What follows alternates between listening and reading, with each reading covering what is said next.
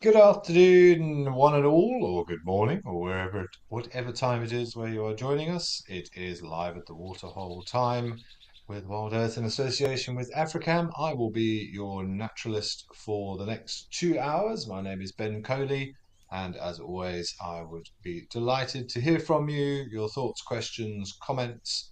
Remember, it's live and interactive, so if there is anything that you see or anything that you want to know about, please feel free to send in those messages, and I will do my best to answer the ones that I can do. A very happy World Elephant Day to everybody.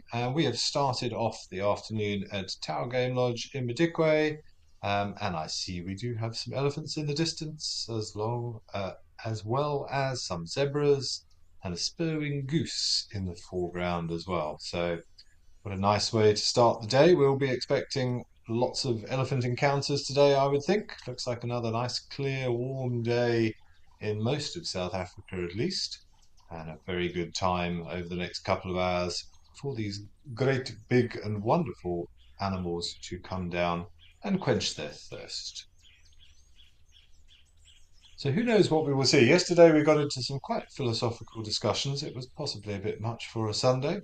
For a Monday morning, we'll probably take things a little bit easier today and just enjoy some of these magnificent live images from our cameras throughout the continent. Remember, we have cameras in Kenya, we have cameras in Namibia, in Zimbabwe, and a variety to choose from all across South Africa itself.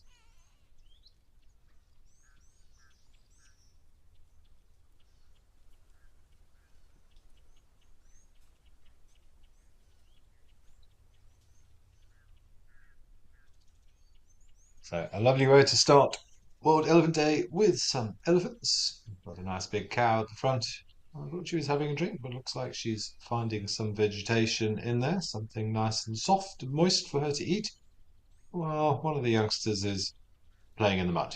Fairly typical.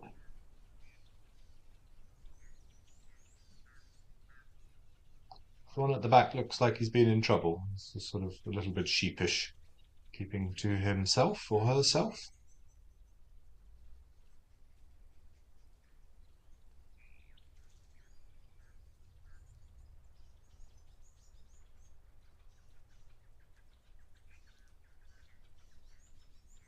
Good afternoon, Penelope Kenyon. Lovely to hear from you as always. I'm sorry, it's a rainy day on the KZN coast. It's lovely where I am at the moment, and certainly the blue skies in Madikwe suggest the northwest of the country is also enjoying some nice stable conditions. But rain is good. We like rain. We moan when rain comes, but without it, we'd be in big trouble. And these elephants in particular very much appreciate the rain, but we are very much in a dry season now. We've got a few months to wait before we get more regular rainfall, but you never know. The weather is a bit strange this day and age. We've had some rain in Hoedspruit 3 weeks ago or so, which we would very much not expect, but it would just be a passing front that occasionally messes with the weather systems. Oh, what bothered you, girl? You voiced her disapproval, probably at a duck or something that was in her way. Happy Monday, Mercedes Bean, as well. Nice to hear from you. And also to Cat Fan, saying Happy World Elephant Day to everybody. Catherine, it's very hot in Germany. Well, that's good. Well, so it should be. Summer in the Northern Hemisphere. I believe in the UK it's going to get up to close to 30 today. So enjoy it while you can, because it probably won't last, unfortunately, speaking from a great amount of experience. So yeah, enjoy those hot sunny days whilst you can. Work on that tan.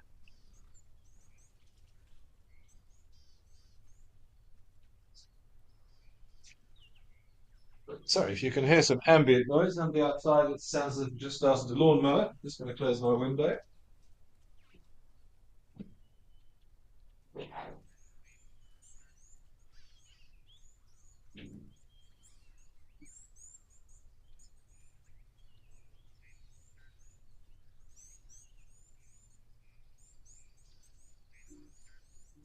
Lovely youngster in the middle, probably in sort of mid to late single figures, I would think, around about 6 or 7. Of course, until we know if it's a boy or a girl, it's a bit difficult to say for sure. It looks like a little boy. So, generally speaking, boys will be a little bit bigger And girls of the same age don't see much in the way of tusks, though, so maybe more about, I would say, probably about 4 years of age. Looking at him with that size, normally those little tusks start to protrude somewhere around about 3 or 4 years of age, but of course, very variable depending on the genetics of that family grouping. So I might be closer to sort of 4, 5, 6, but maybe just has small tusks or a late developer.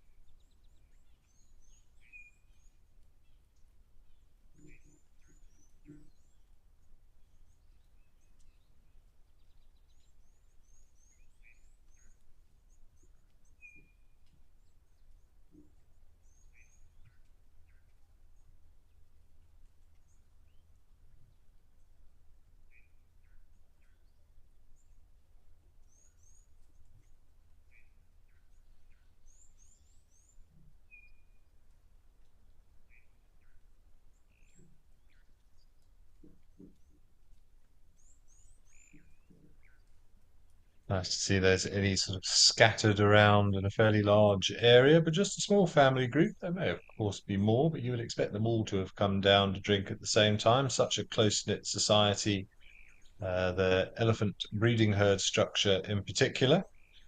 I'd say not unusual to have a young bull hanging around somewhere on his own as they begin that slow process to separate themselves from their natal herd before they go off and start living a much more independent life.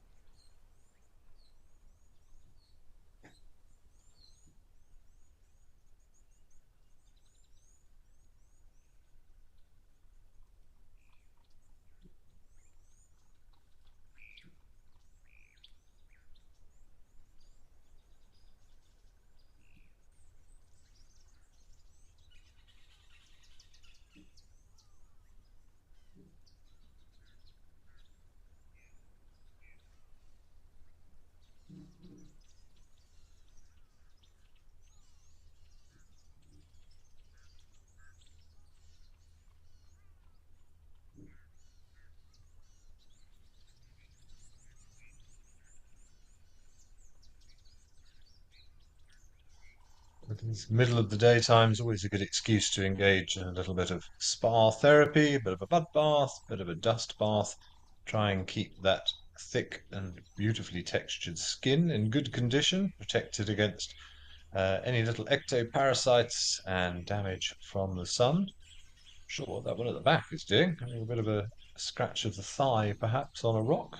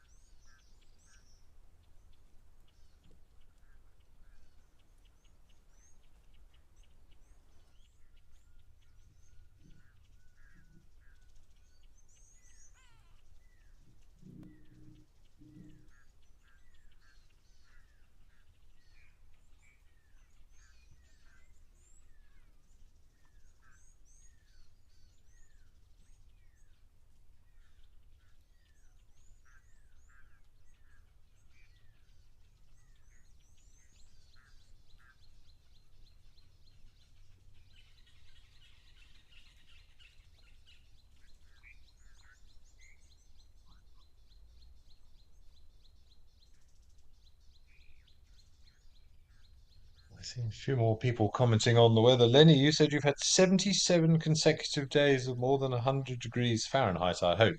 Otherwise, I don't think you'd be talking to us if we were still discussing centigrade. and that broke the previous record of 76 days. I'm not sure exactly where you are, Lenny, but yeah, 77 consecutive days of over 100 degrees Fahrenheit is good going. I think put those air cons on full. So personally, I'm a big fan of the winter months. It does get a little bit. I don't mind the heat. It's the humidity that becomes a little bit sapping during the height of summer, particularly here in the Lowveld, being closer to the Indian Ocean. We get a lot of humid air that comes in from the ocean around that time of year. There's one having a scratch of his belly. Some good maneuverability on his behalf.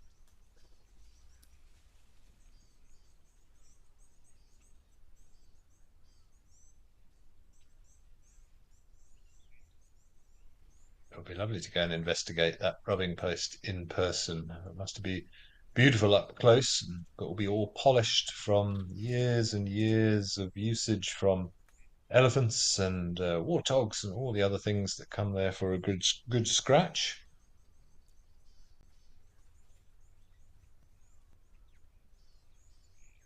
I would imagine that one in particular is a popular spot.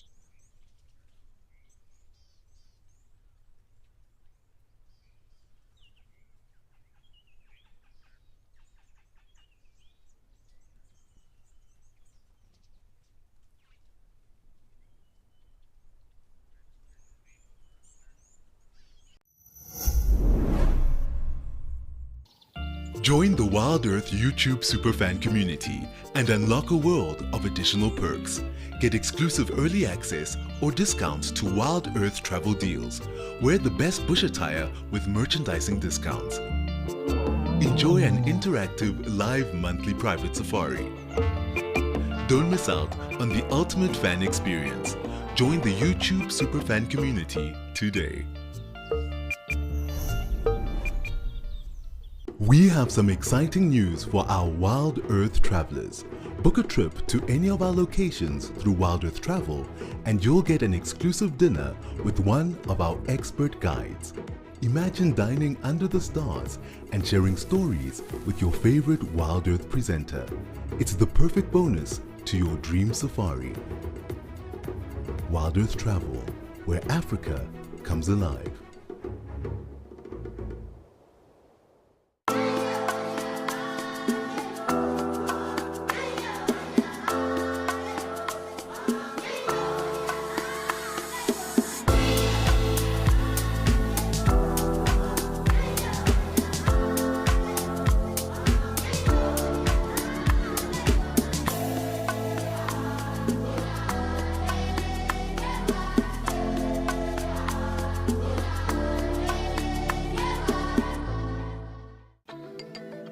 Do you sometimes imagine what Wild Earth would be like without adverts? A chance to properly immerse yourself in nature without any interruptions.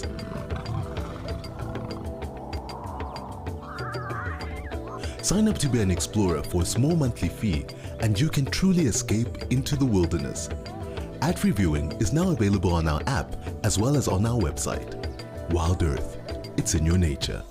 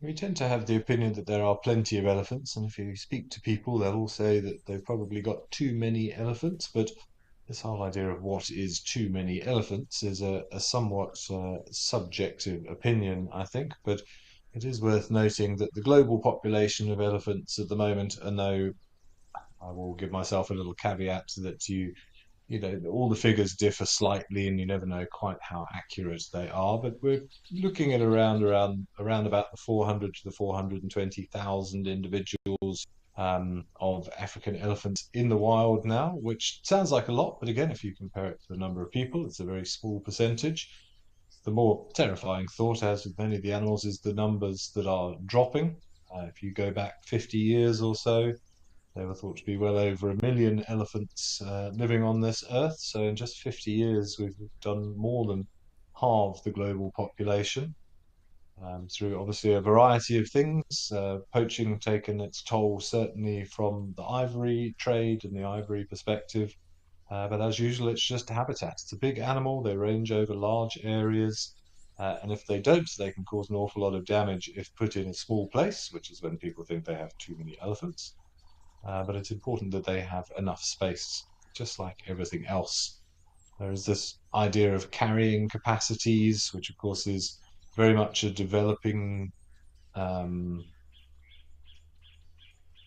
what's the word I'm looking for? It changes. A carrying capacity is going to be dictated by a lot of different factors, but ultimately it means someone will come and do a survey of your particular area and say, oh, based on your climate, on your vegetation, on your water, on your food availability and space, your theoretical number of individuals of any given species will be X or Y. Elephants do struggle in drought conditions, that ability to find water. And if we are going to put fences around things, we've got to ensure that there's a sufficient amount of resources there, particularly if we're cutting off old migration routes. Those big old matriarchs who run the herd, they've got exceptional knowledge of where to go at certain times of the year under stresses to find reliable resources. And if we cut off the pathway to them, they have to start that learning curve again. And if they don't know where these positions are or these locations are, of course, that could have disastrous consequences.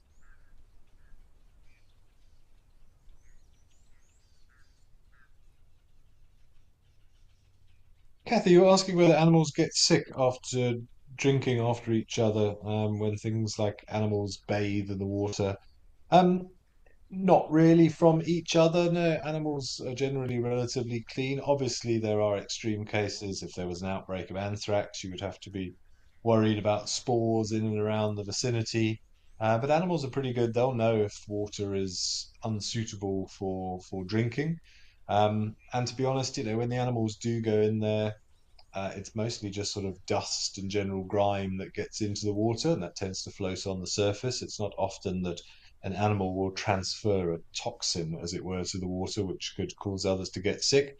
And they also have a lot better stomachs in terms of bacteria and enzyme to deal with the stuff that you will find in naturally occurring water sources.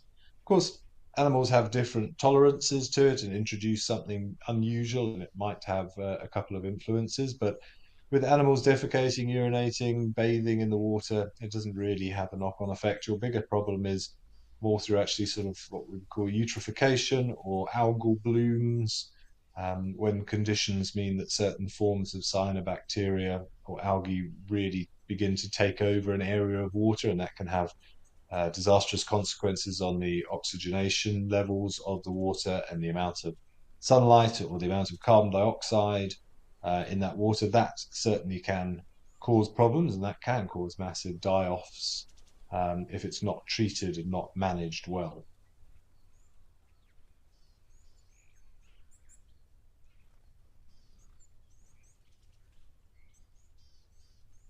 Okay, I think we are going to try a different location. We're going to head to Rosie's Pan next.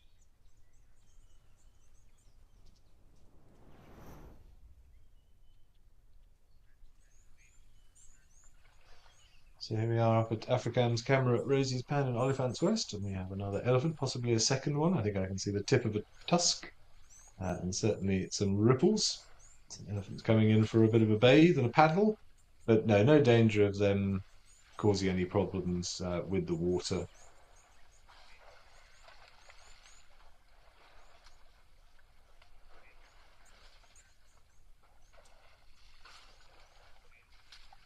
Kiara, you're asking whether elephants only protect their young from predators. Well, yes, certainly they'll protect their young from predators or anything else that they deem a danger, including people, and potentially other members of the same species, an overzealous male or a rather boisterous youngster who comes into play a little bit too rough, or another herd perhaps that that they don't know. They will be tentative and very protective of those young, as will every mother from every species. But it's something that we need to um, certainly be aware of. It's one of the things that we try very hard not to do from a guiding perspective, is to inadvertently separate or get in between a mother and its calf. Obviously, it will depend very much on the habituation levels of the animals. We're very fortunate in many tourist areas because of the. This one needs some reverse lights, I think. Because of the good level of respect that is shown to these animals by high quality guiding and ethics. They are incredibly tolerant of the vehicles at times, but you always must be aware, because just like us, some days we wake up on the wrong side of the bed and we're a bit grumpy.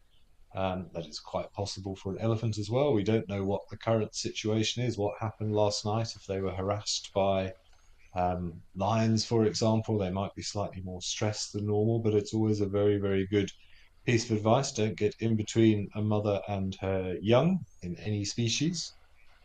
But certainly it's not where you want to find yourself, particularly with an elephant.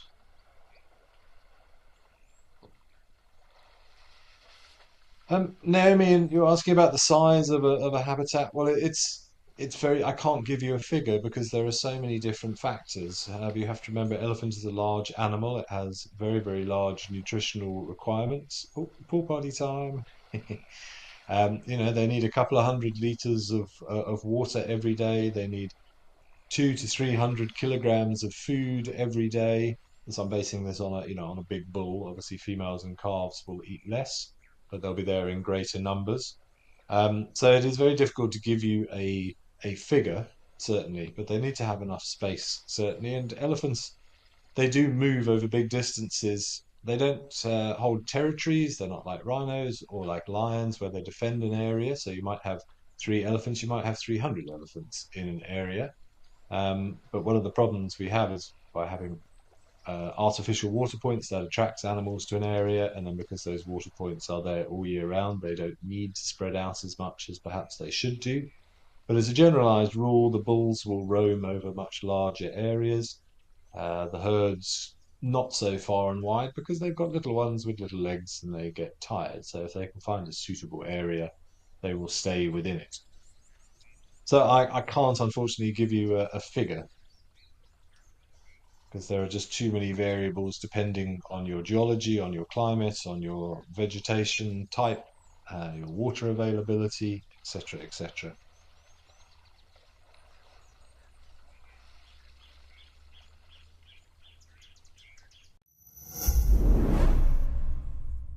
Become a Wild Earth YouTube member today and unlock extras and bonuses, like ad-free streams so you can stay immersed in your safari without any interruption. Have your burning questions answered first by me or other expert naturalists. Join now to avoid missing out on these amazing benefits. Help us connect people to nature. Would you like to see the awesome sight of Africa's biggest tuskers in the shadow of ancient Mount Kilimanjaro? Or a pride of 20 lions hunting in the grasslands of the Masai Mara? Join me, James Hendry, on the unique Kenyan adventure to Amboseli and the Mara. There are only 6 places on this unforgettable safari in May 2025. Wild Earth Travel, where Africa comes alive.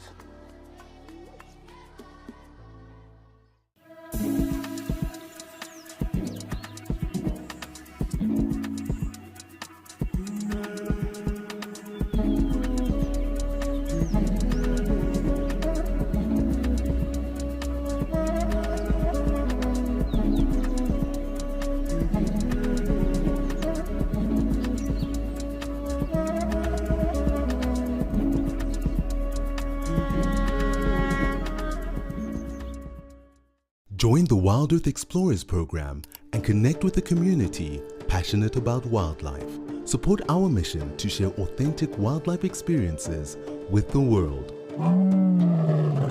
Your monthly contribution helps provide schools and children access to kids' safaris, fostering a love for nature in the next generation.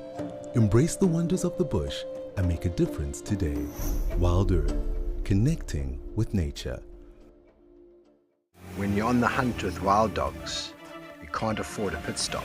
We need equipment that can handle the toughest conditions, starting with the tires we use. These phenomenal 16-ply tires from BKT are exactly what we need to stay with the action. They're incredibly tough and grip like glue. Best of all, it's almost impossible to put a hole in them. With BKT, we have found the ultimate tire partner in our quest to connect people with nature. An elephant at rest, you will normally find that if it's got its head held in a normal position and just lets the trunk dangle down to the ground, there might be about a foot or so of it that is laying on the ground. So again, depends on the size and the age of the elephant, of course, and you get some that have higher shoulder heights than others. So it's a very difficult question to give you a specific answer, but in its relaxed state, it probably sort of the equivalent of 1.5 legs, perhaps, in terms of height.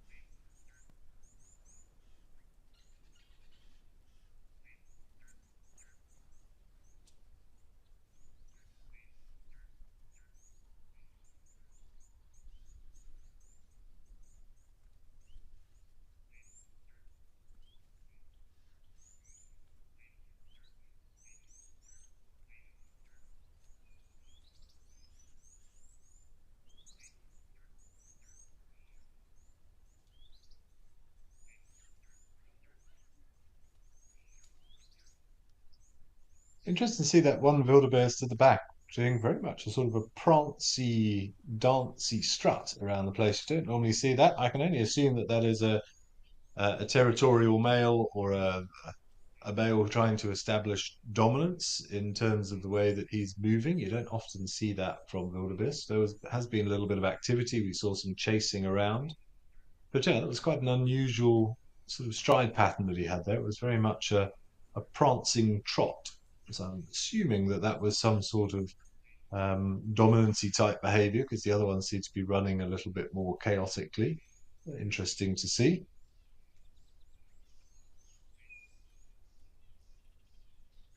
So yeah, Avis, good question about the trunk, but you can see there sort of it also depends where are you going to consider the front leg to stop, because of course it goes up into the shoulder, which is much higher up, sort of level with the ear. But normally, if an elephant say is resting, it'll be resting maybe about a foot or so of its trunk on the ground, but it can stretch out I wouldn't say double the length that you can see there, but not far off. It's incredibly elasticated because of all those bands of muscle that give it 360-degree rotation. And Cat Fan, you're also mentioning, yeah, so one of the let's say downsides or one of the knock-on effects of having elephants is the destruction of taller trees, certainly. If elephants are moved into a new area, they will obviously capitalize on the good stuff that is available there. And as you've mentioned, marula trees do get hit quite hard by elephants, particularly during the summer months when they are fruiting. The elephants do love marula trees, that's for sure. And there is a bit of a conservation push to try and protect these larger trees. It's not unusual to go to reserves and find sort of wire wrapped around the trees, or as you mentioned the other day, sort of sharp rocks placed in a circle around the base of the tree to try and dissuade the elephants from getting too close and being able to push them over or break them. You often find with marula trees that they do snap somewhere along the trunk if they are being shoved by a big elephant. because they have a very, very strong taproot, so they don't normally uproot themselves. And of course, that does have a knock-on effect for things like nesting sites for birds. It's one of the problems for ground hornbills, for example, that only use natural cavities in trees for nests. If the elephants push them over, then there's not so many suitable nesting habitats. Same thing for sort of vultures and eagles. But on the flip side, it is creating microhabitats for a lot of other animals, the smaller things, the reptiles, the amphibians, the arthropods. They will benefit from an elephant knocking over a tree. So it's rather depends on your stance, I suppose. But we do describe them as a keystone species or ecological engineers. They do have an ability to change the vegetation type in a particular area, and that's why nature's all about a bit of a balance. Whenever you get elephants moving into a new area, there will be an initial period of destruction as they sort of find a natural balance, and then everything should, assuming they have the access to move freely, balance itself out. Once they've eaten everything there, they'll go somewhere else. That gives that area a chance to recover. Unfortunately, the problem is they often don't have a chance to move to new areas or don't need to because they are supplied with all the resources they need in a particular area.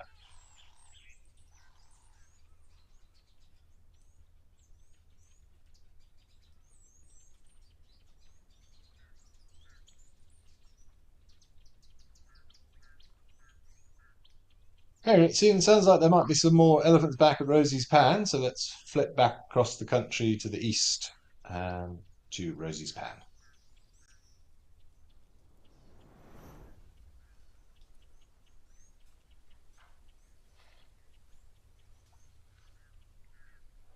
The next wave has arrived.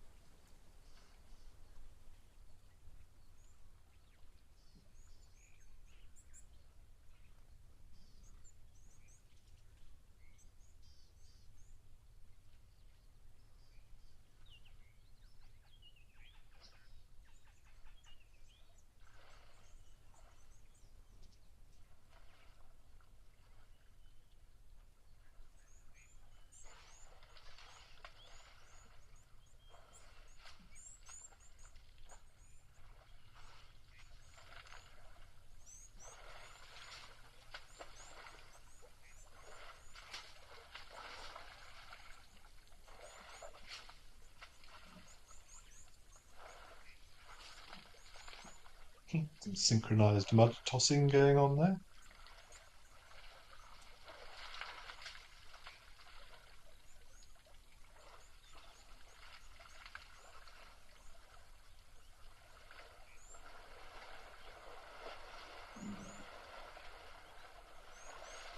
Camilla Jorgens, you were enjoying the little pool party earlier, and this one again. You're asking how deep the waterhole is. Well, I've personally never paddled in this one. I have been to Oliphant's West, but I've never actually visited Rosie's Pan in person. But I think the best indication of its depth is there from what you can see. So it comes up to about the halfway up the elephant's legs, I would think, in the middle. So I'm going to guess that's around about um, 60 centimeters or so, maybe a little bit more, 70 centimeters in the middle. But yeah, that's the best gauge we've got is measuring it against the height of the elephant itself. But elephants are able to swim, don't forget. They have been reported swimming kilometers and kilometers in between islands in certain places. They quite happily cross channels. They've got a built-in snorkel, so they are quite capable of swimming, and they're relatively buoyant. They will float, and they will sort of do a sort of kind of a doggy paddle stroke, really, like a dog would in the water. So more than capable of properly swimming, which is a bit of an alien concept to think of elephants going for a proper full-on swim, but yeah, it does happen.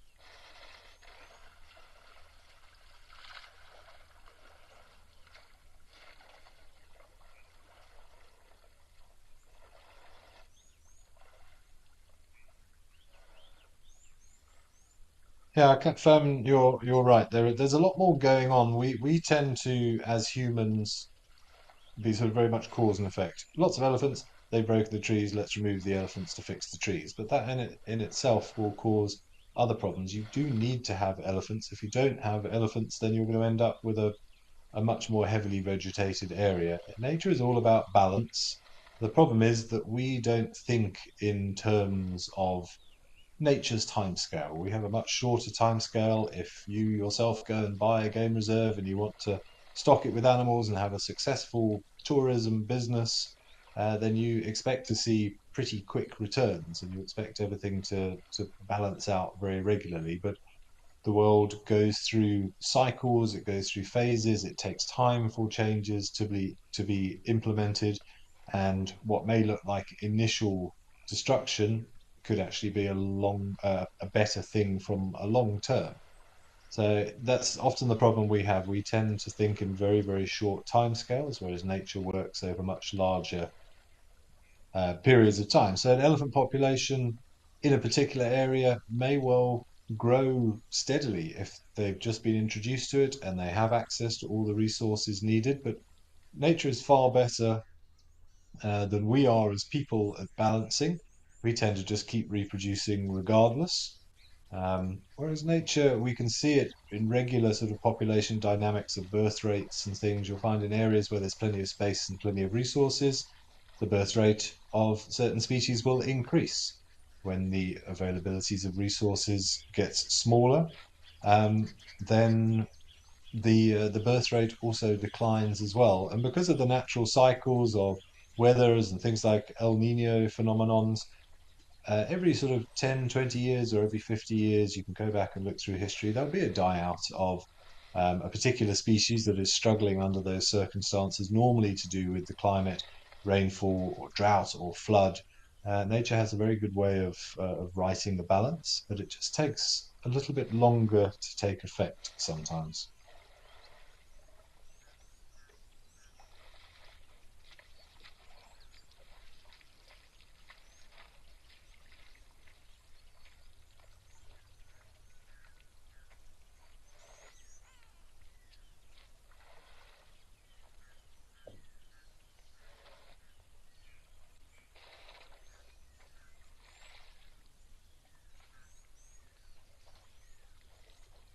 But that's particularly the availability of artificial water points or the availability of water in general is probably going to be your biggest factor in determining the distribution of elephants. We see it regularly within tourism areas. If you have a cluster of lodges all in one place and they've all got water holes because they're trying to attract wildlife to their lodges so that guests can enjoy those wonderful views, then those animals are not forced to go very far. They stay in a particular area and they can cause devastation. I've seen it in reserves where you have sort of two or three lodges, they're all clustered around a particular area, all got their own water, and it looks like it's just utter devastation within a very concentrated area in terms of the trees, but if you go further afield from those areas, then you get much more sort of varied vegetation. So from an ecological management point of view, oh, excuse me, I've just swallowed a fly. I'm just going to put myself on mute and have a drink. Sorry about this.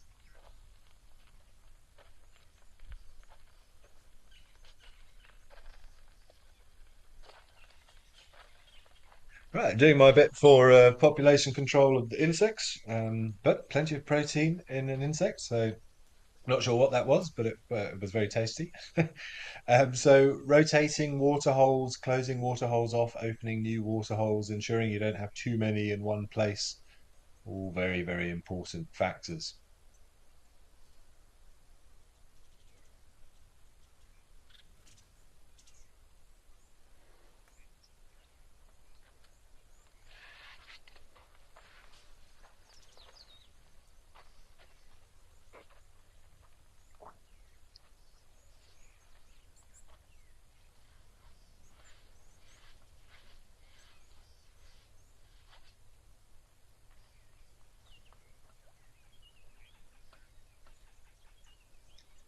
Okay, well, again, it seems the elephants at Rosie's Pan are quite content to come in, have a quick drink, and carry on. So let's head over to Tempe Elephant Park.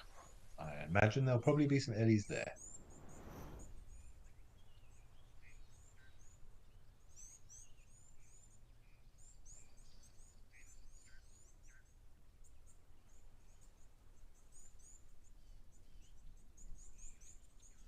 Yep, more elephants. All the elephants are out for World Elephant Days, and even the impalas are appreciating the elephants.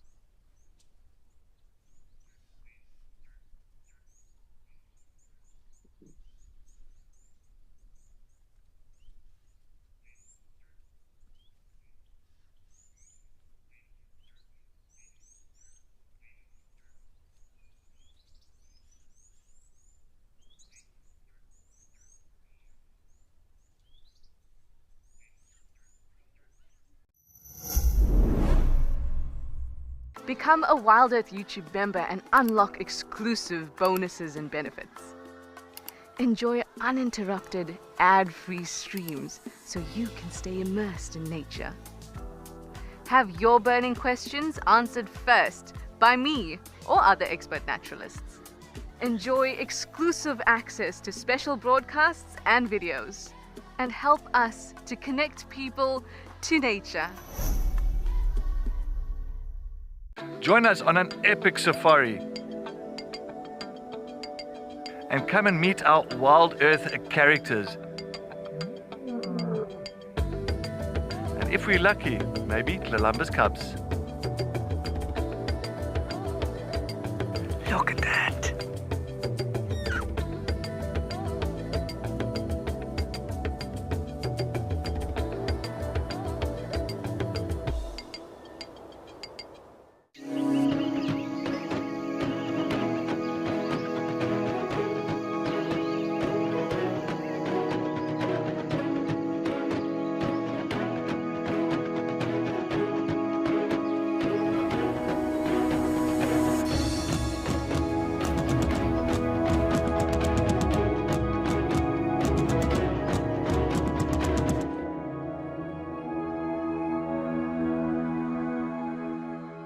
Chatting around a fire is an ancient practice that has connected humanity for centuries, and we want to keep it alive in our modern age.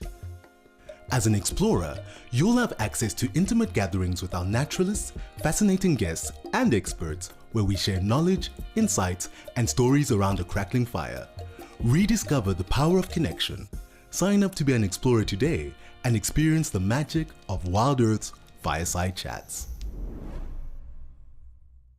Every guide in Africa has been on an endless quest for the ultimate bush wear. Until now, Rugged Wear has a huge range of amazing bush gear for every wild situation. In the midday heat, those chilly winter mornings, in the storms of summer. Rugged Wear has the bush kit for every wild occasion. Locally made in South Africa, crafted with precision, stitched with quality. So if an elephant was to strip the bark off 360 degrees around a tree trunk, for the majority of tree species, that will be the end of that tree. It will still be able to bring water from its roots up to the leaves and to the rest of the tree, because that happens in what's called the heartwood, which is the sort of outer layer of the solid part of the trunk. That's where the xylem is contained. It's the transportation system that only moves in one direction from the roots up to the rest of the tree. The bit that suffers is the phloem, and that's what the elephant is after. So after the process of photosynthesis in the leaves with the chlorophyll, the sugars, the glucose that is created there is circulated in all directions by that tree to allow for growth. But if you cut off that cambium layer, if the tree is ring barked, it's ultimately unable to send that energy through to the roots. The roots are not getting enough sugar, they're not getting enough energy, the roots will die, and then ultimately the tree will die. It's not just about a lack of water from the roots, it's more actually to do with the energy being circulated to those organs, if you want to call them that, in the roots.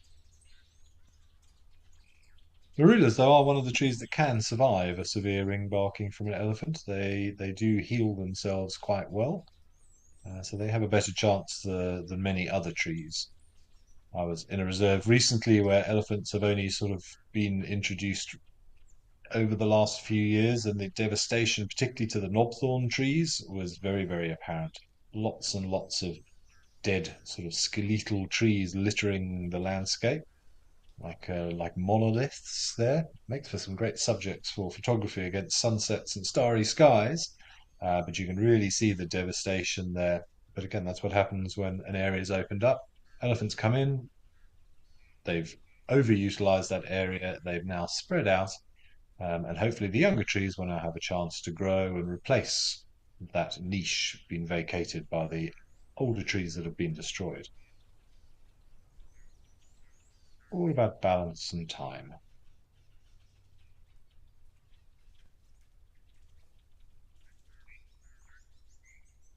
Okay, it seems none of our elephants want to hang around today, so we're going to zoom all the way up to East Africa to Afrikaans Old Donyo waterhole.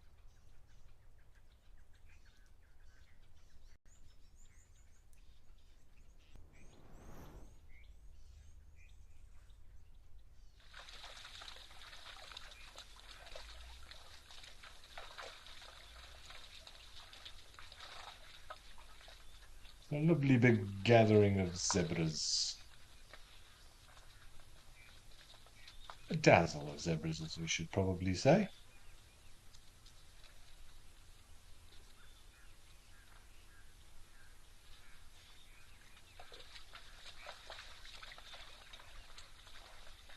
Definitely one of my favourites. They're just so interesting to look at, particularly when they're all gathered together and you do see that dazzling effect. Very hard to pick individuals out of that group. Creates that optical illusion.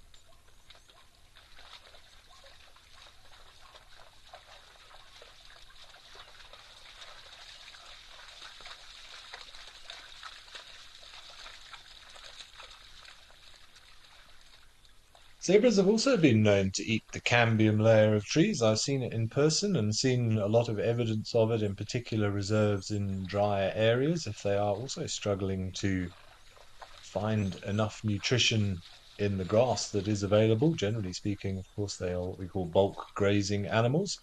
I have seen elephants chewing on trunks of smaller trees, particularly in this one particular area. They seem to be targeting the large fruited bush willow, the Combretum zaire. Why it was that particular tree, I don't know. Possibly there was something happening at that particular time of year. But interesting to think that even zebras will also eat the cambium layer of a tree. And if you ever are lucky enough to see an elephant ripping off the bark of a tree, once, particularly something like a marula tree, once the elephant has left and you are very confident, of course, the area is safe, if you actually go and take a piece of that cambium layer yourself and put it in your mouth and chew it, you'll get moisture from it, and you'll even taste a sort of a sweetness as well. It's almost like sort of sugar water. So definite proof that there is good stuff to be had there.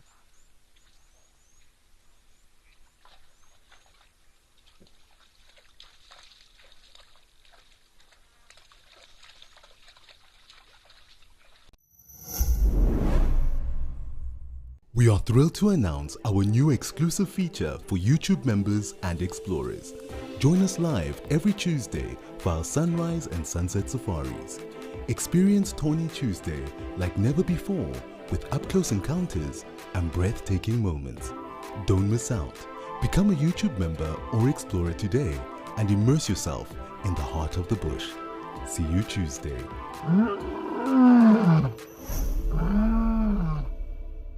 If you love to take photographs in the wild, we have some exciting news for you. Join professional photographer Danielle Carstens on an exclusive 5-day photographic tour.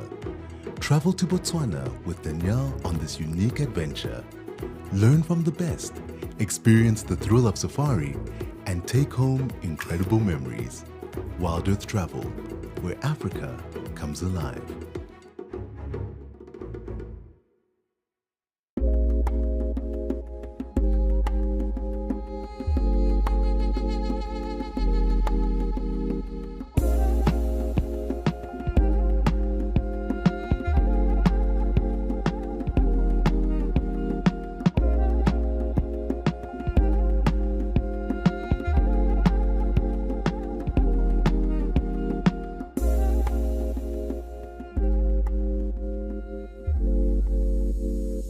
We understand that not everybody has got spare pennies to rub together at the end of the month.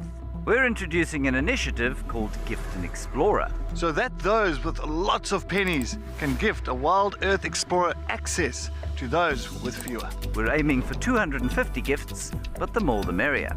You can nominate a recipient or keep it anonymous. It's a great way to share the Wild Earth mission with other nature lovers around the world.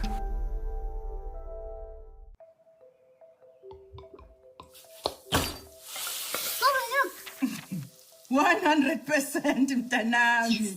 Can you give me the spoon, please? How good are you with numbers? I'm very good. 100%. Gogo, look. That. Hundreds, my boy. Gogo, it's hundreds. Yes. It's always hundreds with 100% pure sunfoil. So in the Lowveld, if you go to certain areas of Kruger, you're more likely to see more zebra, particularly, for example, around the central part of Kruger, around Satara. It's a different geology there, what we call gabbro sills. Gabbro as a type of rock, it's very fine-grained, and it's not particularly good for large trees, so you don't generally have far more open grassy areas where you'll get bigger populations of zebras, because that's where they will be attracted to based on their requirements. But in the greater Kruger areas, so there are little sort of grassy openings, but it's dominated really with more sort of scrubby tree areas, what we would consider savanna. And it can't support massive populations of zebras in one area. So you tend to get quite fragmented, isolated groups. And then add that to the predator populations in those areas, which is often very, very high. And there is no greater controlling mechanism for an animal than having a surplus of its predator. So yeah, I've even worked in places where if you see zebra, you call them in on the radio, because people are just as keen to tick off zebras and giraffes and things as they are to see the fabled big five animals as well. So a very, very iconic species.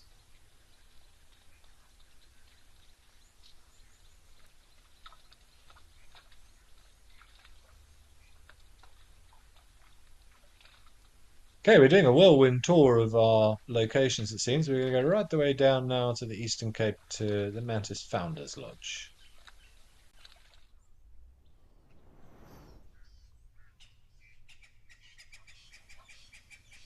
Ah, and what a treat. A beautiful white rhino bull having a drink.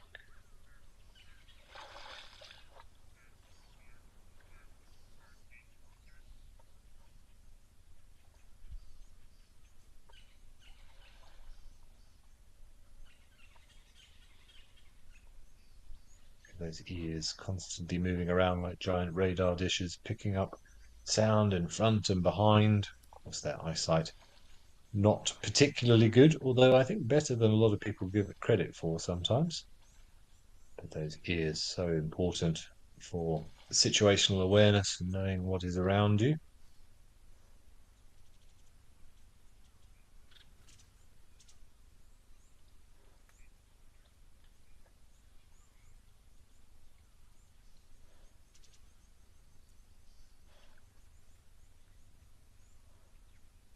Very special to see.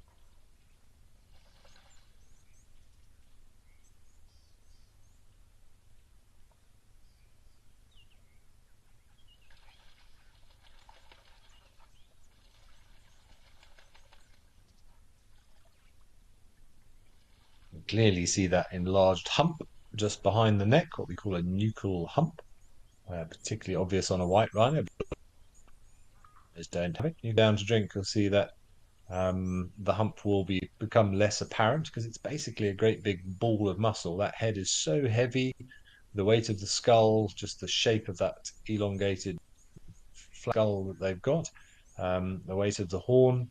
Takes a lot of effort and a lot of muscle to lift that head up. And obviously from their natural position as grazers, holding their head low, you can see how that hump has almost disappeared now. When they lift the head up, you can see almost looks like a camel's hump.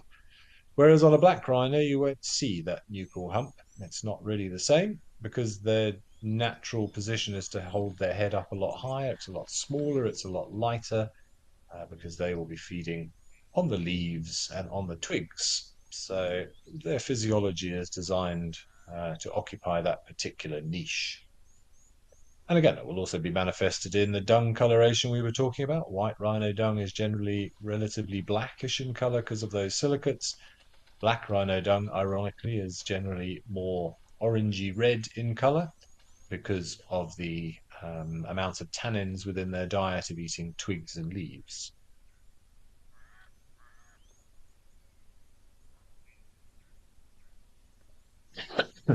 Excuse me, just still digesting that fly from earlier. Rebecca Bishop, you're enjoying the view? Yeah, very, very special to be able to see this. And Tanya Rousseau also enjoying the views here from Mantis Founders Lodge in the Eastern Cape.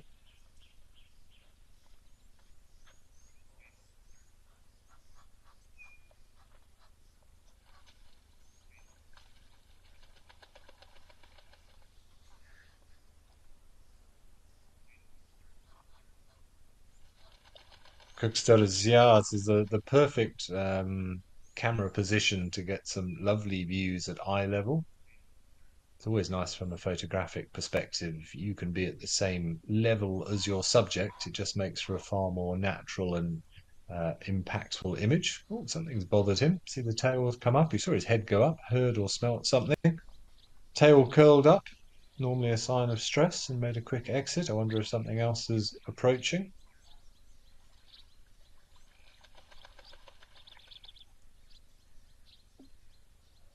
But definitely something bothered that rhino.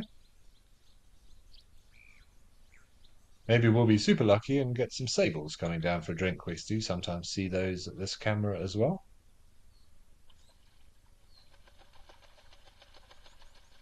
I'd say, generally speaking, not really phased by an approaching fellow herbivore. And a speckled pigeon, lovely.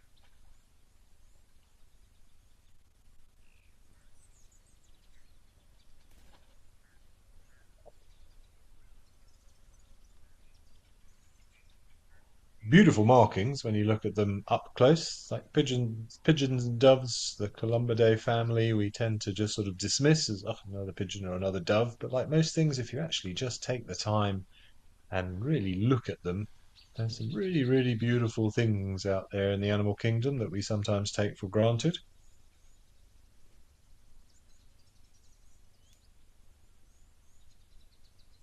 Including the Egyptian goose.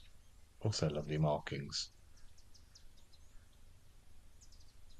Particularly those sort of iridescent wing patches that they have when you see them in flight. Bath time.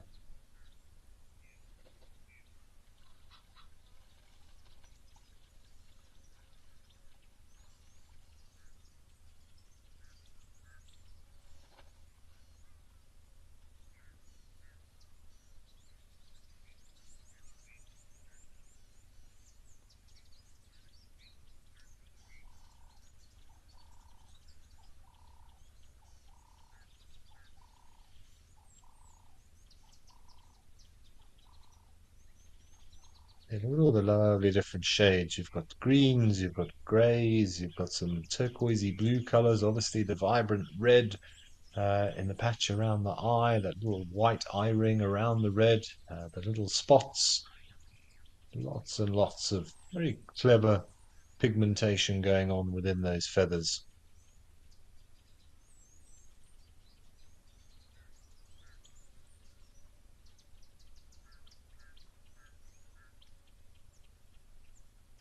And you can see all the different structures of feathers as well. Lots of different types of feathers on a bird. Different structures for tail feathers, for flight feathers, for down feathers, for things that are called philo plumes. There's lots of different category of feather or designs of feather that all go into making that bird as aerodynamically effective and efficient as possible.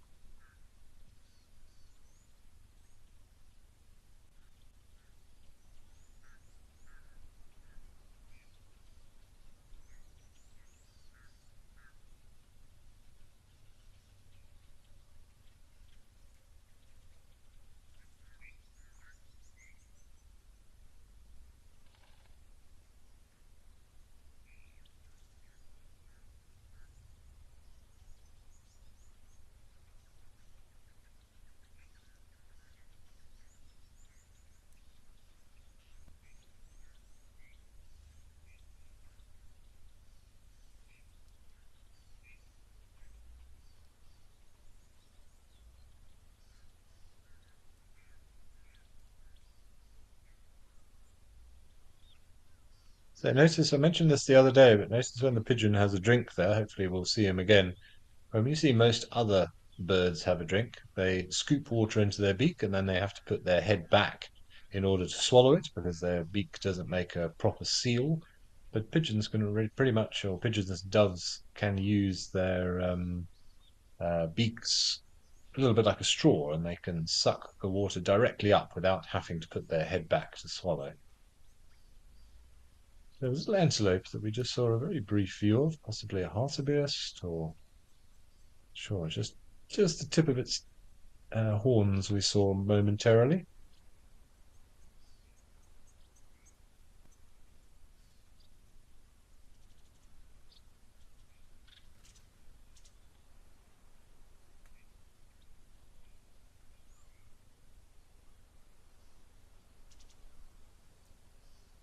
It's like a game of hide and seek going on here.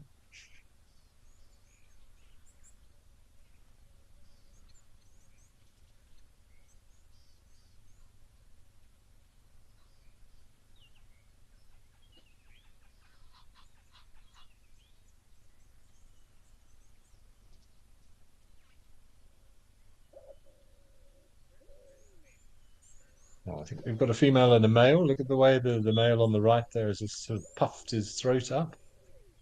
Possibly a little bit of a breeding-based greeting, or another male, possibly a dominance display. There is no dimorphism in pigeons and doves. You can't see any difference in the coloration. But the way this one puffed up his throat leads me to think this is definitely a boy pigeon.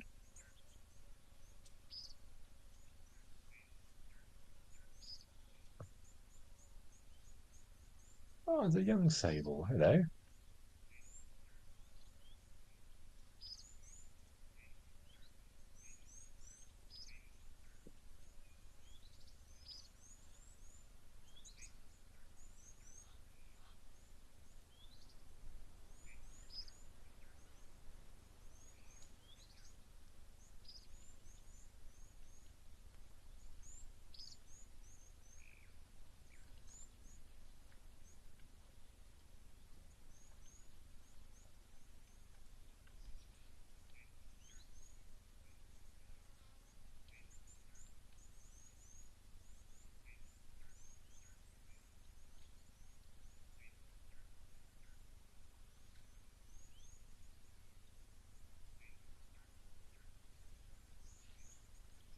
Oh, a beautiful bull coming in now. Look at those beautiful scimitar-like horns.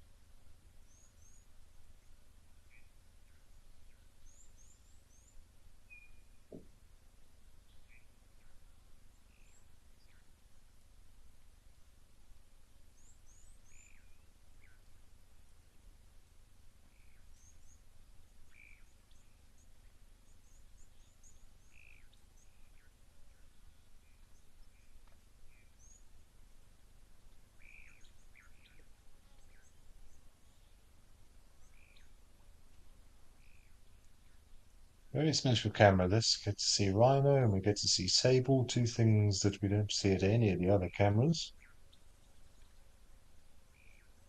Computer enthusiast, you're asking where do pigeons originate from? I honestly have no idea. They've been around for, I think it's fair to say, longer than Homo sapiens. I'd have to go and do some digging in terms of sort of the fossil record to see if we can find out anything more about their evolutionary pathway. But I know there are records of pigeons from Egyptian times. There are records of ancient people eating pigeons and catching pigeons, but quite where in the world they originated from, that I couldn't tell you. Maybe the sable will tell us.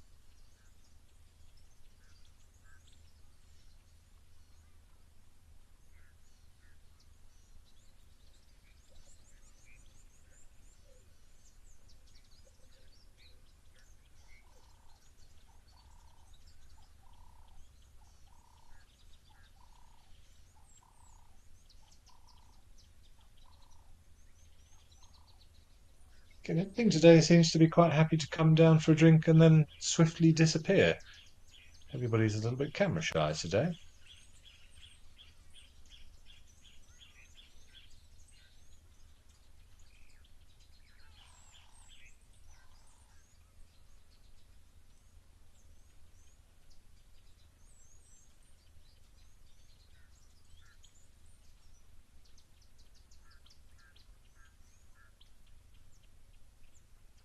Okay, well, I think we're going to leave Founders Lodge, but that was a lovely little visit. We're going to go up to Victoria Falls.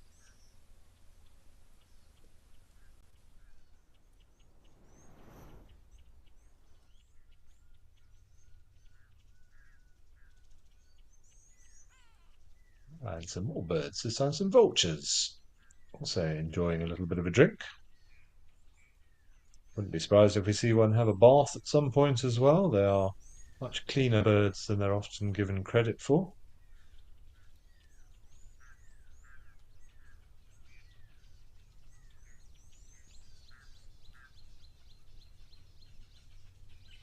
See, Mindy Tillipau, you're asking why, or if we could talk a little bit more about why birds bob their heads when they walk, particularly you see it in pigeons. It's nothing to do with balance, it's to do with their vision, really. A couple of reasons. Well, one, don't forget, like most predated upon birds or non-predatory birds, just like with antelope species, they've got their eyes on the sides of their heads. So by bobbing them around, it just gives them a little bit of a better view because they struggle to see what's directly in front of them.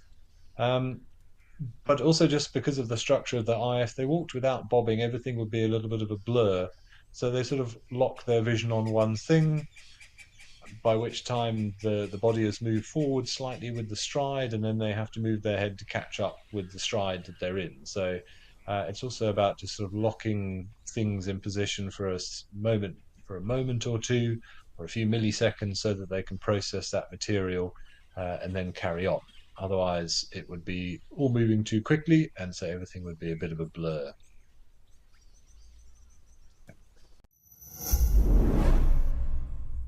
Embark on a wild adventure unlike any other. Join our membership program for an ad-free journey through the heart of Southern Africa. Witness the majesty of wilderness uninterrupted by pesky adverts or annoying intrusions. With our ad-free membership program, you can avoid missing any of the important moments and unlock all sorts of other perks. Subscribe now for an ad-free experience across our entire channel. Immerse yourself in the wonders of the wild and stay permanently connected with nature. Would you like to see the awesome sight of Africa's biggest tuskers in the shadow of ancient Mount Kilimanjaro? Or a pride of 20 lions hunting in the grasslands of the Masai Mara? Join me, James Hendry, on the unique Kenyan adventure to Amboseli and the Mara. There are only 6 places on this unforgettable safari in May 2025.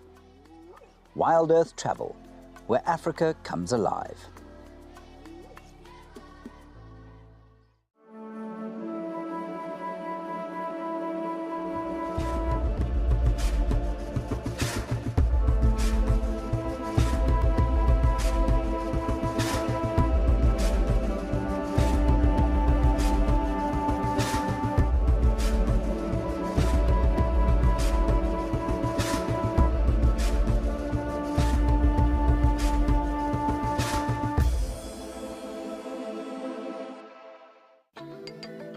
Do you sometimes imagine what Wild Earth would be like without adverts? A chance to properly immerse yourself in nature without any interruptions.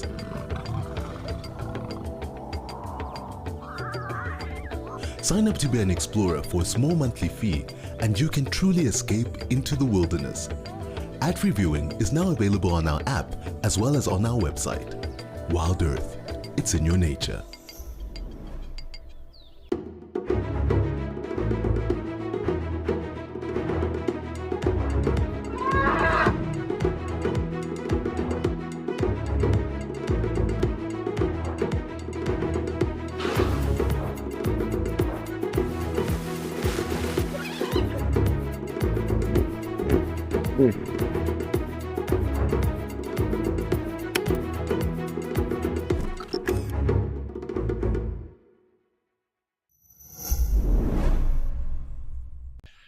We also get mourning doves where I am, but lots of different dove and pigeon species found in southern Africa, most common being the previously known Cape turtle dove, which has now been renamed the ring-necked dove in light of that little sort of black arc that runs around the base of its neck. We get red-eyed doves, we get laughing doves, we get mourning doves, namakwa doves, the emerald spotted wood dove, and speckled pigeons, rock pigeons, feral pigeons. And before somebody asks what's the difference between a wood dove, a dove, and a pigeon, from a semantics or a taxonomical perspective, I have looked, and the answer is very little. It's just very much a sort of a division of size. So wood doves generally the smallest, then next up would be the doves, and then next up would be the pigeons. But there's no sort of hard and fast rule for that naming procedure.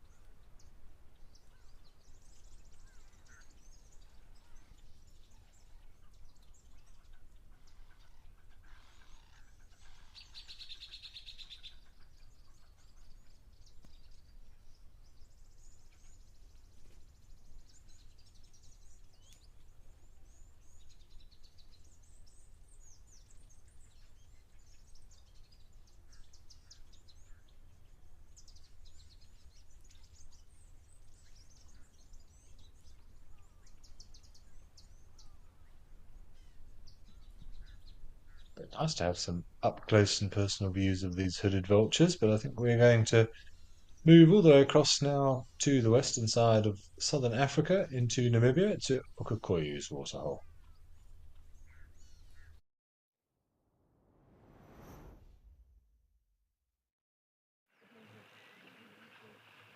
Yeah, more elephants having a swim.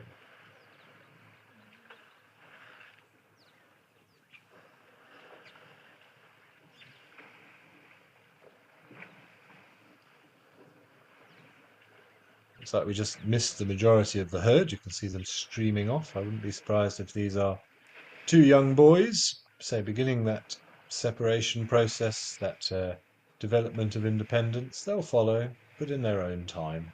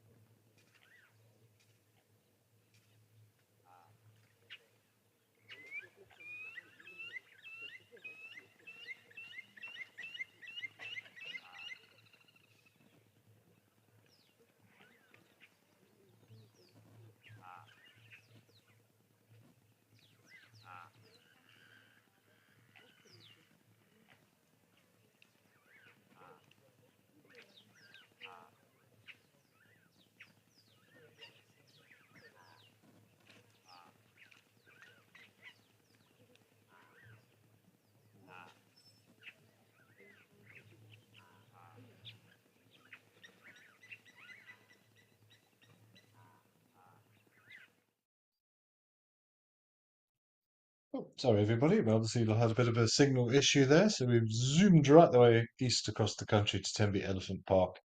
Another beautiful bull enjoying a drink.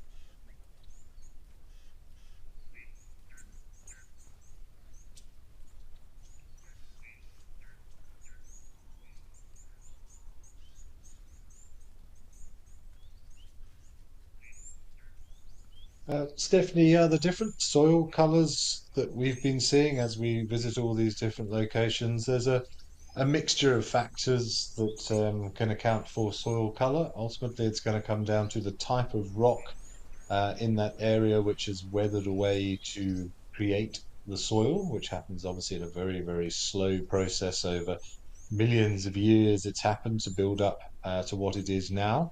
So the mineral content of those different rock types, also the presence or lack thereof of certain minerals like iron generally gives a more reddish color. Leached soils will be much paler in color. Clay-based soils will have a little bit more of a gray. Calcium-rich soils will be whiter. So a lot of it's to do with, ultimately to do with the bedrock of that area or whatever it is from a geology perspective, which has created that soil. Um, and that will manifest, the color will be manifested by the presence or lack of particular minerals within the soil. And that will also have a knock-on effect of the color of the animals that you see, particularly for things like warthogs, rhinos, elephants, things that like to roll around in the mud. Their general coloration will be dictated by the soil as well. So up in Madikwe, it's a very reddish colored soil in a lot of the areas. And there you'll find that the elephants generally are more sort of rusty in color, but it's just an illusion caused by their habits of spraying themselves and covering themselves in mud. It's also considered to be the origin of the whole white rhino, black rhino naming debate. Of course, the most sort of classic story told is that white rhino got its name from the original word vite, meaning wide, referring to that wide mouth designed for cutting grass like a giant lawnmower. And then it was misinterpreted by the English when they came through to those areas and started documenting things. The naturalists, as opposed to white, they heard white. And then when they found a different species, it made sense to call it black. There are suggestions that that is not actually the case. That might be one of those, let's say, wives' tales, but misinterpretations of history. There is just an equally well accepted suggestion that the first person to ever actually sort of officially document and record white rhinos to the masses from a more scientific perspective was a British naturalist by the name of William John Burchell, who you might be aware of, a Burchell starling, a Burchell zebra, a Burchell sand grouse. He named quite a few things. And he was also apparently the first person to sort of note white rhino and study the white rhino. And that where he first found them, somewhere in the Northern Cape, I think it was in an area anyway that was quite rich in calcium within the soil, which led to a very whitish, pale coloured soil. With the rhinos having to roll around in the mud, there's a very good chance that when he first saw and documented these amazing animals, they were very whitish in colour, but due to the soil color and the mineral content within the soil as opposed to the skin color itself.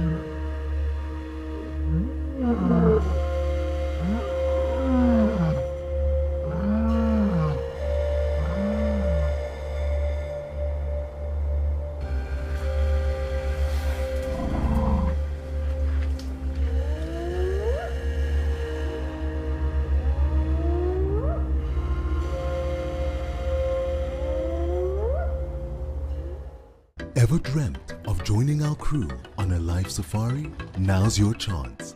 Book a trip to one of our incredible locations through Wild Earth Travel, and you'll have the exclusive option to join our crew on a live safari. Experience the thrill of real-time wildlife adventures and see what happens behind the scenes. Book now at wildearth.travel and be part of the action. Wild Earth Travel, where Africa comes alive.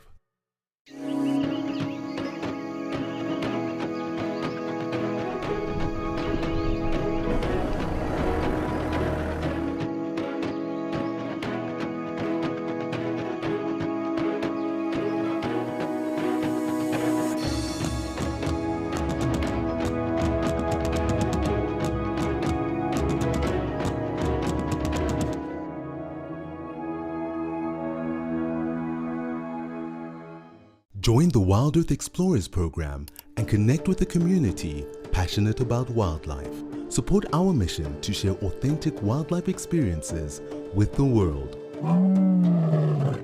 Your monthly contribution helps provide schools and children access to kids' safaris, fostering a love for nature in the next generation.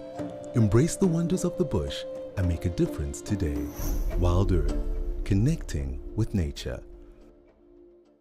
When you're on the hunt with wild dogs, you can't afford a pit stop.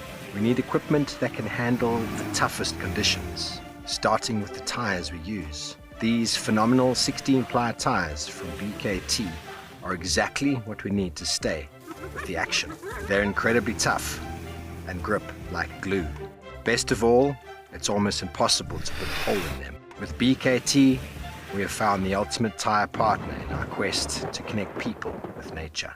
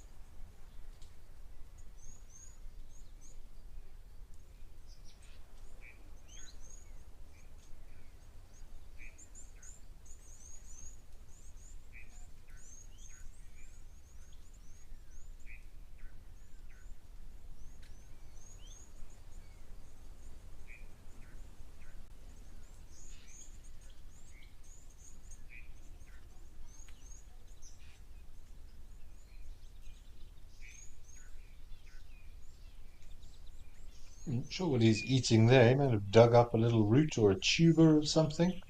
So he found something hidden under the mud there, something nutritious. Although you also do get geophagia as a practice as well, so the eating of soil. So I've seen that in Madikwe quite a few times.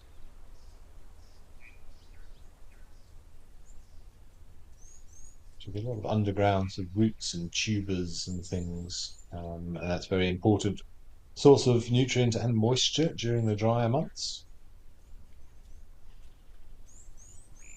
A lot of antelope that do the same thing.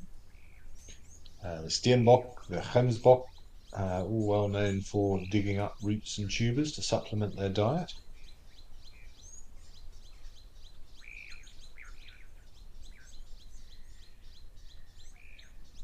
Oh, Richard Cooper, I'm glad you're enjoying my calm narrative.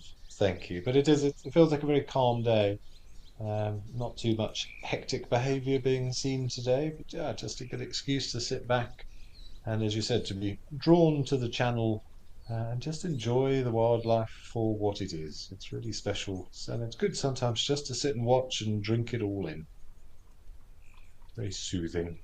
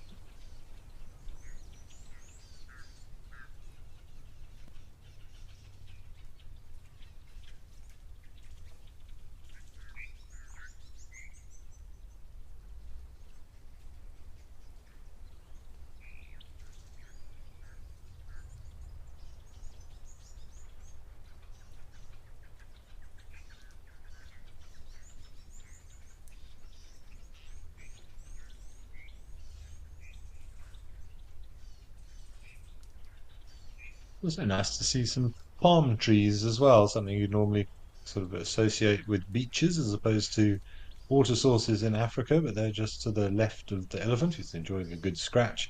It's what we call one of the lala palms. We have two main species of palm trees in southern Africa. We have the wild date palm and the lala palm, but very important um, from a sort of a local community perspective for weaving things like baskets and for mats. And also the fruit produces something very similar to the quite well-known vegetable ivory. So it's sort of the seed of the fruit can be polished up and carved and has quite a lot of good ornamental value. So vegetable ivory as well as elephant ivory.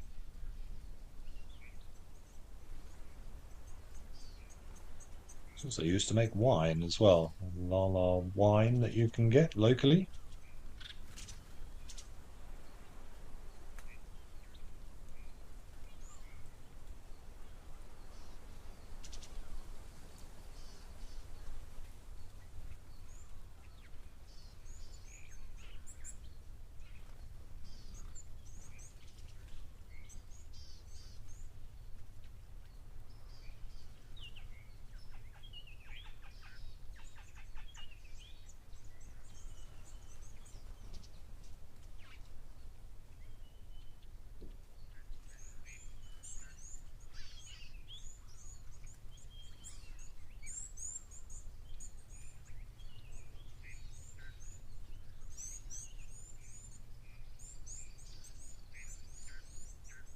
And there's most definitely an ecological or evolutionary link between the palms and the elephants. The elephants do enjoy the fruits of the palm trees, particularly if you go up into northern Kruger, you'll find a lot more of them there because there's a very healthy elephant population up north as well. So like with most fruits, the elephant will eat that fruit, digest most of the pulp and the good stuff, and then the seed will pass through the stomach. And when the elephant deposits its dung, it will also deposit those seeds, and it's a perfect way for that tree to transport its genetic offspring somewhere away from the parent tree, so there isn't direct competition between the two for those resources, but not unusual at all to find evidence of young lala palms sprouting from old piles of elephant dung. So another reason that elephants are so important, they're such a major seed distribution agent for countless species because of their very, very varied diet. And good for fertilization of the soil in general as well.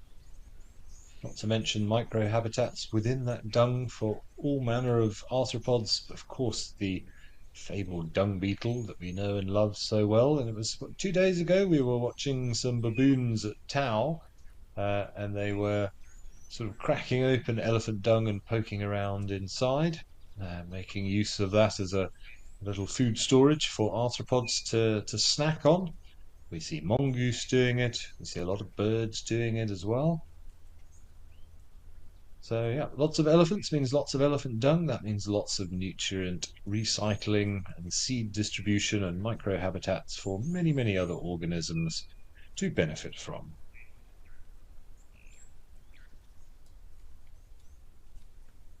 Desiree Gunter, I'm glad you're finding this beautiful. It feels like a peaceful day. It's a good slow start. It's Monday after all. We don't want to expend too much energy on the first day of the week.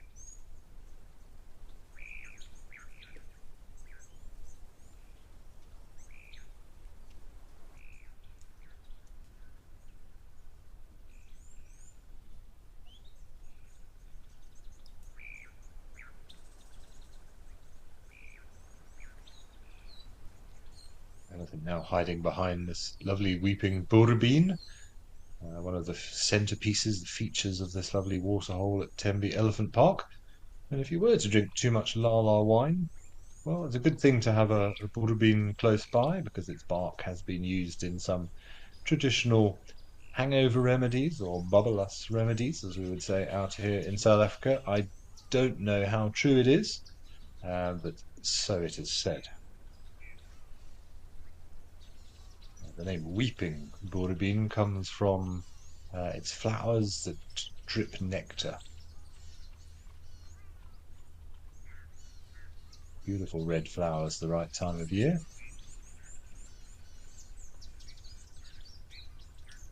And also well known that the seeds of the boer bean are used as a coffee substitute. That's where the name boer bean, farmer's bean, comes from. That was said during the Boer War, when there was a bit of a shortage of coffee. The seeds could be collected and then dried out and roasted and ground up to make a relatively acceptable coffee substitute by all accounts. Not something that I can comment on. I know people, I've been with people who have done it and tried it, and I think they said it was just about acceptable, but I'm in the minority of people who despise coffee and do not like drinking coffee, so I'm the wrong one to ask, but that is where the weeping and the boer bean comes from.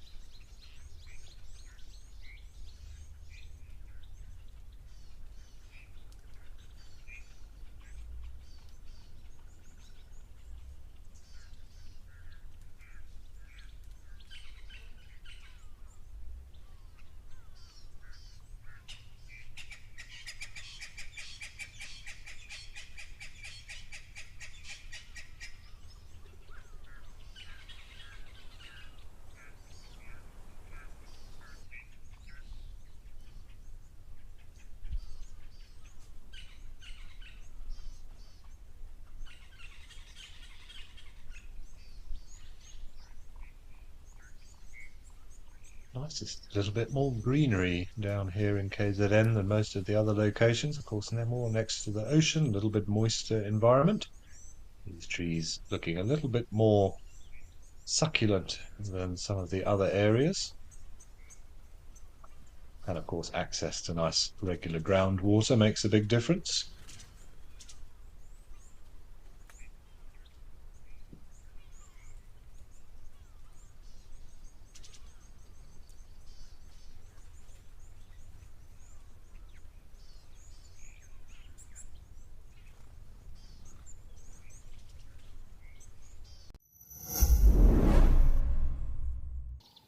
Join the Wild Earth YouTube superfan community and unlock a world of additional perks. Get exclusive early access or discounts to Wild Earth travel deals. Wear the best bush attire with merchandising discounts. Enjoy an interactive live monthly private safari. Don't miss out on the ultimate fan experience. Join the YouTube superfan community today. Would you like to see the awesome sight of Africa's biggest tuskers in the shadow of ancient Mount Kilimanjaro? Or a pride of 20 lions hunting in the grasslands of the Masai Mara? Join me, James Hendry, on the unique Kenyan adventure to Amboseli and the Mara. There are only 6 places on this unforgettable safari in May 2025. Wild Earth Travel, where Africa comes alive. Exciting news, Wild Earth viewers! We are thrilled to announce the launch of Wild Earth on Valgevonden. To celebrate, Wild Earth Travel is offering a special discount for travelers to Valgevonden in the months of July, August and September. Don't miss out on this exclusive offer. Contact us at info@wildearth.travel today.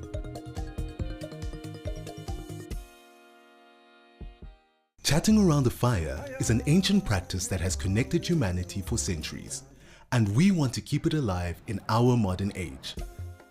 As an explorer, you'll have access to intimate gatherings with our naturalists, fascinating guests, and experts where we share knowledge, insights, and stories around a crackling fire. Rediscover the power of connection. Sign up to be an explorer today and experience the magic of Wild Earth's Fireside Chats. Every guide in Africa has been on an endless quest for the ultimate bush wear. Until now. Rugged Wear has a huge range of amazing bush gear for every wild situation. In the midday heat, those chilly winter mornings, in the storms of summer. Rugged Wear has the bush kit for every wild occasion. Locally made in South Africa, crafted with precision, stitched with quality.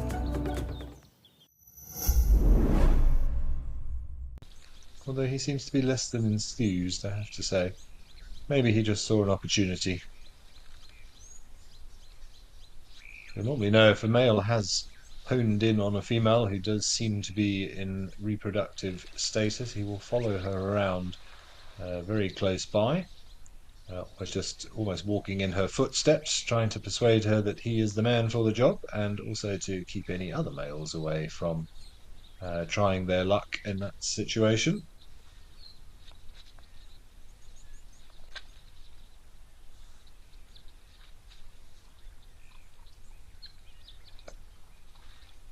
It's a very cool front-on shot of this giraffe having a drink.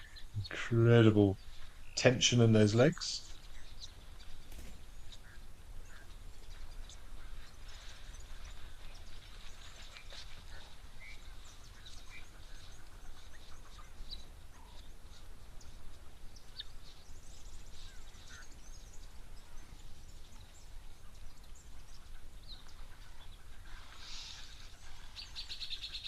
The waterhole's looking a little bit low.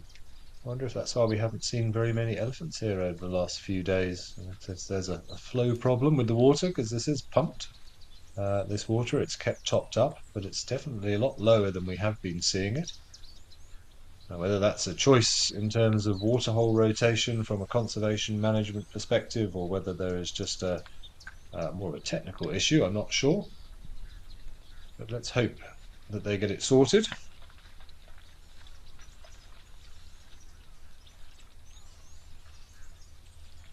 That might explain why we haven't seen very many elephants here over the last 4 or 5 days.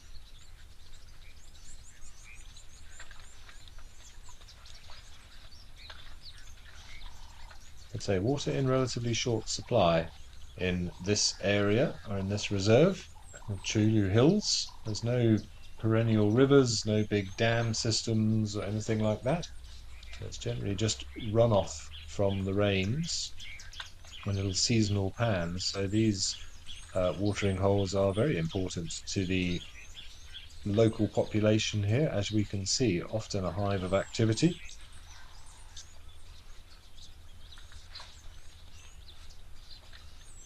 And both mammal and bird life taking advantage. Helmeted guinea fowl, and I would imagine those are wattled starlings on the right, with a few superb starlings intermingled, usually a few scattered around there.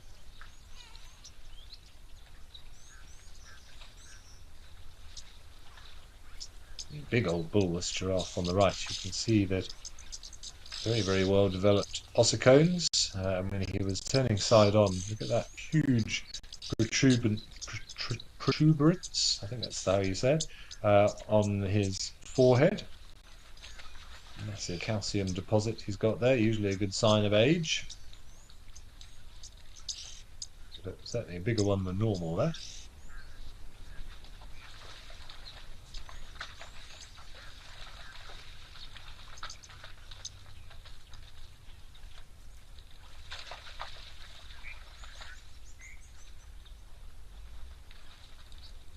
Yep.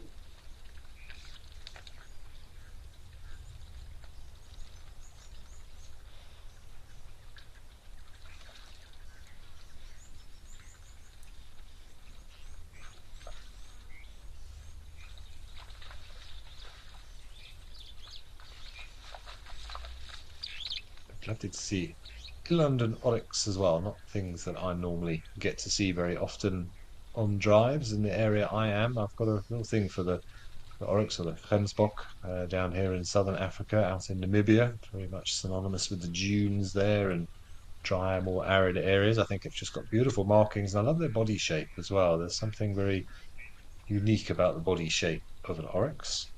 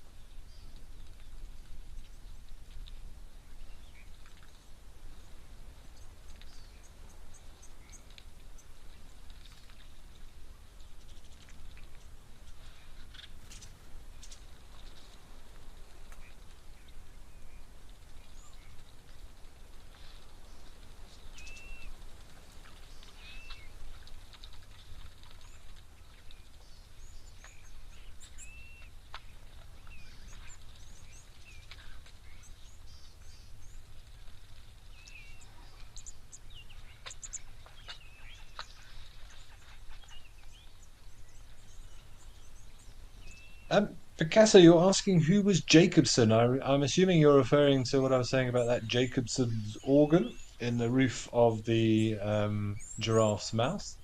I honestly don't know, Picasso. I'd have to go and find out, but I imagine it's named after the biologist or the scientist who discovered it, as is often the case with these sorts of things. So we know it as the Jacobson's organ or the organ of Jacobson. So I imagine he's probably a very well-known scientist within his field. But I'll see what I can find out. That's a good question, but I know nothing about where he's from or if he did anything else. Let me see if I can have a quick look. It's a good question. We just use that word regularly in its descriptive form, but don't know too much about actually where it came from.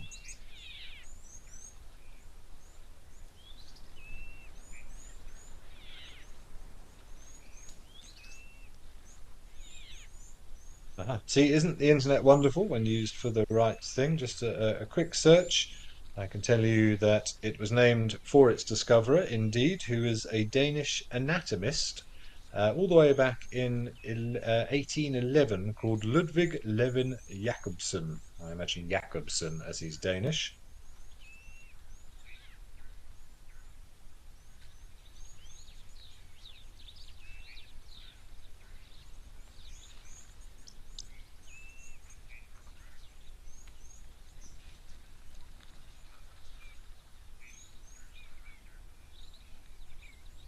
So we also used to have a Jacobson's organ, we think, thanks to our development of language and the written word and speech. We no longer rely on smell as much as we in society as many other animals do. But there are suggestions that we may have used to have a more evolved organ of Jacobson. I'm going to try and give it its proper name now. But so we just don't use it, so it's become residual over the years. Evolutionarily, it's been getting smaller and smaller and smaller, and I believe I'm right in saying that if you actually look at a developing embryo of a human baby, it's fairly obvious, but by the time the embryo comes out or that baby is given birth to, there's almost nothing left of it at all. It sort of develops and then the body goes, oh, no, hang on, we don't need that anymore. We won't waste our energy and we'll reabsorb it and put it into making other parts which are more important.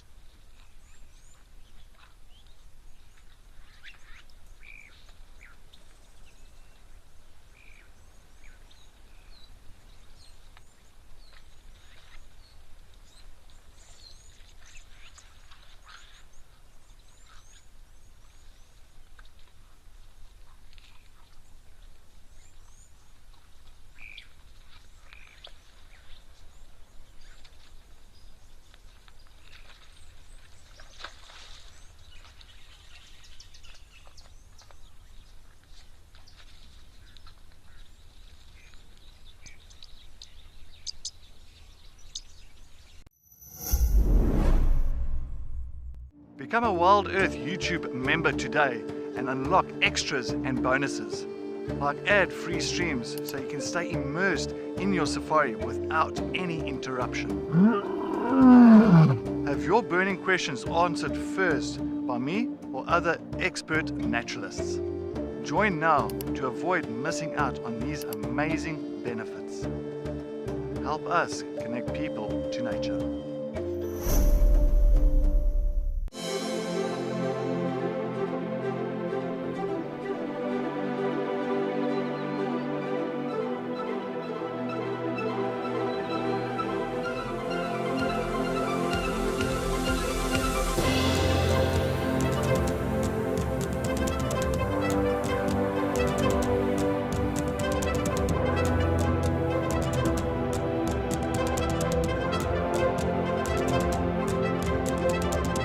We have some exciting news. To celebrate our new safari location, Mabula Private Game Reserve, Wild Earth Travel is offering an exclusive special offer for our viewers only. Book a stay for 4 nights or more at any of the lodges on Mabula Private Game Reserve and enjoy an extra night absolutely free. Don't miss this limited time offer.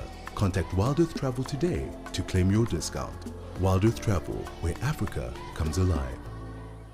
We understand that not everybody has got spare pennies to rub together at the end of the month. We're introducing an initiative called Gift an Explorer. So that those with lots of pennies can gift a Wild Earth Explorer access to those with fewer. We're aiming for 250 gifts, but the more the merrier. You can nominate a recipient or keep it anonymous. It's a great way to share the Wild Earth mission with other nature lovers around the world.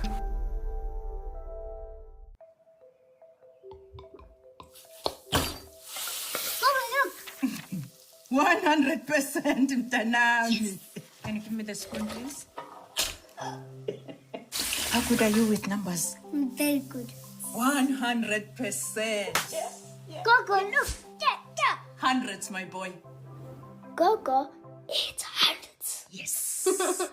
It's always hundreds with 100% pure sunfoil.